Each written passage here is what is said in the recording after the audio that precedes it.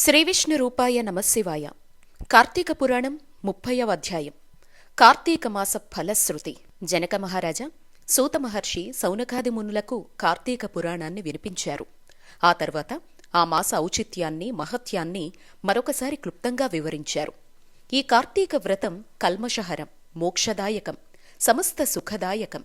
ఈ వ్రతం కోసం స్నానం, ఆరాధన, ధ్యానం, దానం, ఉపవాసం, శ్రవణం, పఠనం చెయ్యాలి. అందుకే ఇది పుణ్యవ్రతం. ఈ మాసం హరిహరులిద్దరికీ ప్రీతిదాయకం.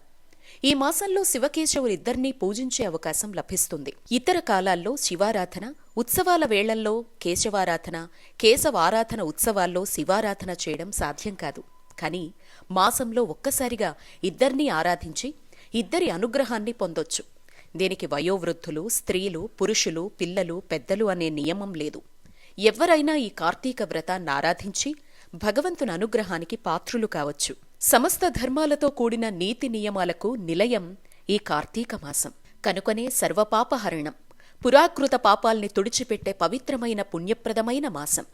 పూర్వజన్మ స్మృతిని కలిగించే అద్భుతమైన మాసం. ఈ మాసంలో చేసే దాన ధర్మాది పుణ్యకార్యాలన్నింటికీ అనంతకోటి రెట్ల ఫలితాన్ని ప్రసాదిస్తుంది ఈ మాసం. కార్తీక పురాణాన్ని చదవటం వల్ల కార్తీక మహత్యం తెలుస్తుంది.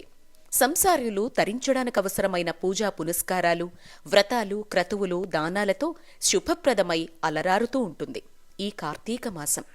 అధిక వ్యయ ప్రయాసలకు లోను కాకుండా సూక్ష్మాతి సూక్ష్మమైన రీతుల్లో మోక్ష సాధనాల్ని బోధించి సత్ఫలితాల్ని అమోఘంగా సమకూర్చగలది ఈ కార్తీక మాసం.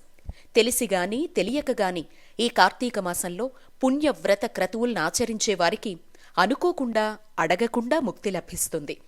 అల్పబుద్ధితో, ఈర్ష్యా ద్వేషాలతో, నిర్లక్ష్యంతో వ్రతాలనాచరించే వాళ్లను ద్వేషించేవాళ్లు, కార్తీక వ్రత దీక్షల్ని చులకనగా చూసేవాళ్లు, చేసేవాళ్లు పడరాని కష్టాల పాలై ఇహపరాలు రెండింటికీ చెడిపోయి నరకయాతలననుభవిస్తారు అన్నది ముమ్మాటికీ సత్యం. ఈ మాసం మొదలైన కార్తీక శుక్ల పాడ్యమి నుంచి చన్నీటితో తలస్నానం నదిలోగాని, చెరువుల్లోగాని చెయ్యాలి. అలా చెయ్యకుండా ఆహారం తీసుకోకూడదు. ఆలయాల్లో స్వామి సన్నిధిలో దీపారాధనను, దీపదానాన్ని చెయ్యాలి. ఆహారమే తీసుకోకుండా గాని, ఒక పూట తిని ఉండటం గాని, కేవలం సాయంత్రం మాత్రమే భుజిస్తూ నక్తవ్రతం చేయడం గాని పాటించాలి. ధన, కనక, కన్యదాన, గోదానాలు ఇంత అని లెక్కబెట్టడానికి చెప్పలేనంత ఫలితాన్నిస్తాయి. అన్నదానాలు, వన సమారాధనలు, వ్రతాలు, పురాణ పఠనాలు పుణ్యప్రదాలు.